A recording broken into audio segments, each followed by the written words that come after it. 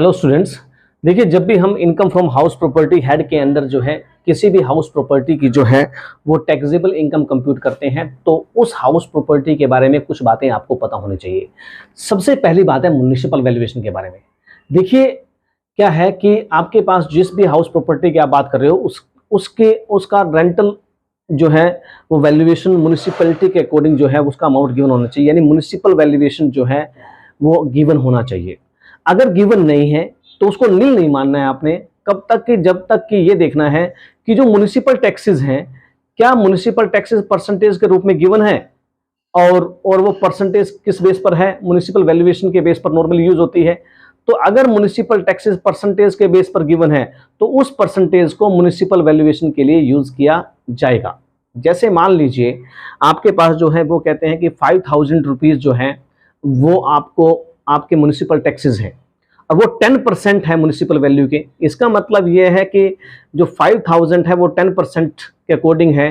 तो अगर उस 10% को 100% में कंप्यूट किया जाए, कन्वर्ट किया जाए तो कितना आएगा, 50,000 रुपीज। तो मेरे कहने का मतलब ये है कि जो आपके पास जो है म्युनिसिपल टैक्सेस अगर परसेंटेज के बेस पर गिवन है, परसेंटेज म्युनिसिपल टैक्सेस की अगर परसेंटेज गिवन है तो उस और आपके पास म्युनिसिपल वैल्यूएशन गिवन नहीं है तो म्युनिसिपल वैल्यूएशन के लिए जो है म्युनिसिपल टैक्सेस की परसेंटेज को यूज किया जाएगा।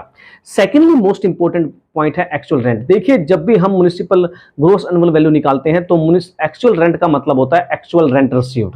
एक्चुअल रेंट रिसीव्ड का मतलब यह है कि पहले ये देखिए पूरे साल का इंटरेस्ट कितना बनता है 12 मंथ का, उसमें से जो वैकेंसी पीरियड अगर कोई भी है, यानी अगर कुछ मंथ जो है वो रूम वैकेंट रहा है तो उस वैकेंसी पीरियड को क्या कर देना है आपने, लेस कर देना है। यानी पूरे साल के रेंट में से अगर हम वैकेंसी पीरियड का रेंट माइनस कर दे तो हमारे पास आता है actual rent received.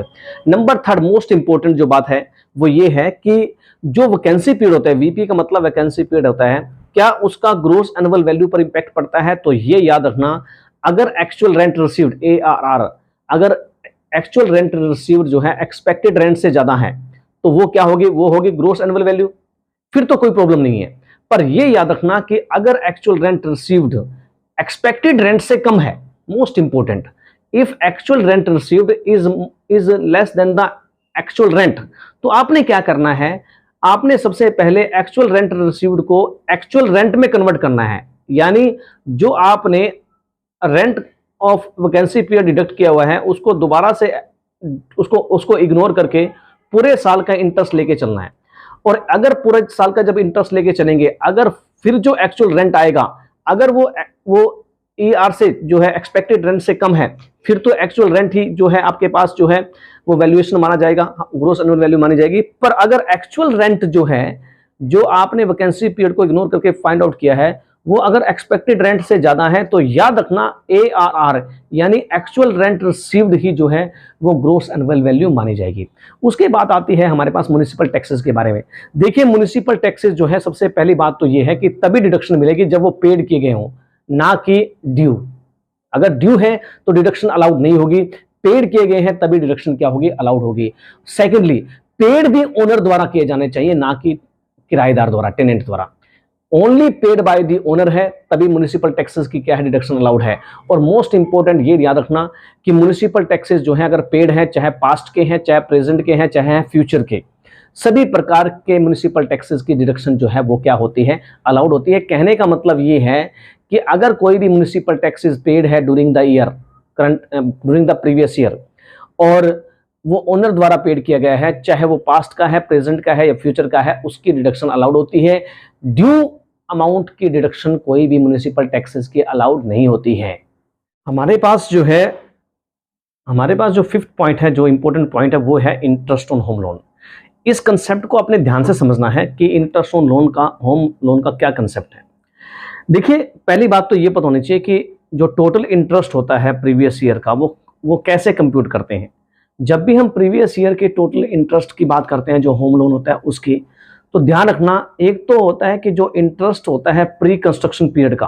Pre construction period का मतलब सुन लीजिए, प्री कंस्ट्रक्शन पीरियड का मतलब होता है जिस ईयर आपकी कंस्ट्रक्शन कंप्लीट हुई है उस ईयर से पहले के प्रीवियस ईयर के लास्ट तक का जो इंटरेस्ट बनता है उसको हम प्री कंस्ट्रक्शन पीरियड का इंटरेस्ट बोलते हैं। तो उसका 1/5 जो हिस्सा अगर प्रीवियस ईयर के हिस्से में आ रहा है तो वो आपने यहाँ पर पिक करना है, प्लस जो इंटरेस्ट बनता है प्रीवियस ईयर का टोटल लोन पर, जो भी ड्यू है टोटल आउटस्टैंडिंग अमाउंट लोन का, उन दोनों अमाउंट्स को ऐड करके ही जो है टोटल इंटरेस्ट जो है वो प्रीवियस ईयर का कंप्यूट किया जाता है। मैं दोबारा से बात कर रहा हूँ कि जब भी हम इंटरेस्ट की बात करेंगे प्रीवियस ईयर की, तो उसमें दो अमाउंट ऐड किए जाएंगे। एक तो जो प्री कंस्ट्रक्शन पीरियड का इंटरेस्ट है, अगर उसका कोई हिस्सा 1/5 हिस्सा प्रीवियस ईयर में आ रहा है तो उसको लेंगे, और प्रीवियस ईयर का जो भी आउटस्टैंडिंग लोन अमाउंट है उसका जो इंटरेस्ट बनेगा उन दोनों अमाउंट को जोड़ा जाएगा। अब बात आती है कि जब हम इस टोटल इंटरेस्ट को लेते हैं तो क्या कोई मैक्सिमम अमाउंट की लिमिट है? तो ध्यान रखना कि जो रेंटल हाउस प्रॉपर्टी होती है उस पर आप चाहे जितना मर्जी जो है वो इंटरेस्ट की डिडक्शन ले सकते हो, चाहे वो 2 लाख है, चाहे वो 4 लाख है, चाहे 5 लाख है। जितना इंटरेस्ट अगर आप हाउस लोन पर पेड करोगे उस टोटल इंटरेस्ट की आपकी डिडक्शन मिल जाएगी, यानी कोई भी रिस्ट्रिक्शन नहीं है।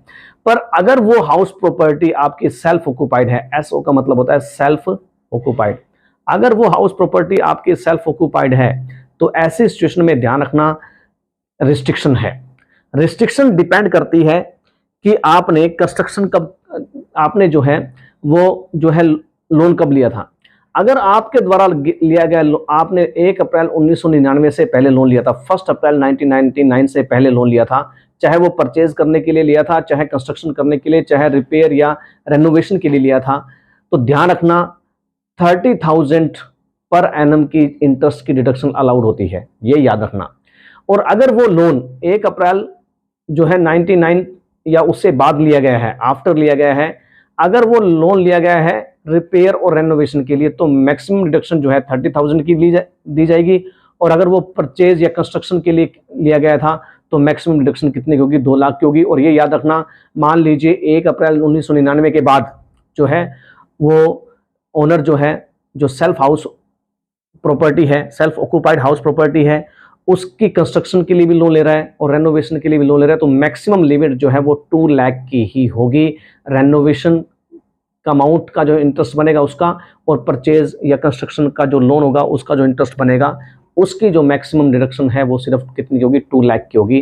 दोबारा सुन लीजिए, अगर 1 अप्रैल 1999 से पहले चाहे परचेज के लिए लोन लिया गया था, चाहे कंस्ट्रक्शन के लिए, चाहे रिपेयर या रेनोवेशन के लिए लोन लिया गया था, तो मैक्सिमम पर एनम जो डिडक्शन है इंटरेस्ट की वो 30,000 है। अगर 1 अप्रैल 1999 या उसके बाद जो है वो लोन लिया गया था, अगर रिपेयर और रेनोवेशन के लिए लिया गया है, सिर्फ कंस्ट्रक्शन के लिए नहीं लिया गया तो 30,000 की, अगर कंस्ट्रक्शन के लिए या रिपेयर के लिए लिया गया है, कंस्ट्रक्शन या परचेज करने के लिए लोन लिया गया था तो 2 लाख की डिडक्शन अलाउड होगी। और अगर दोनों पर्पज़ के लिए लिया गया है तो टोटल जो इंटरेस्ट है वो 2 लाख की जो डिडक्शन अलाउड होगी। तो ये है हमारे पास एक मेन टॉपिक के 5 इंपॉर्टेंट पॉइंट्स जो है वो कौन कौन से हैं जो ध्यान में रखने चाहिए जब भी हम जो है वो वैल्यूएशन करेंगे taxable income under the head of income from house property.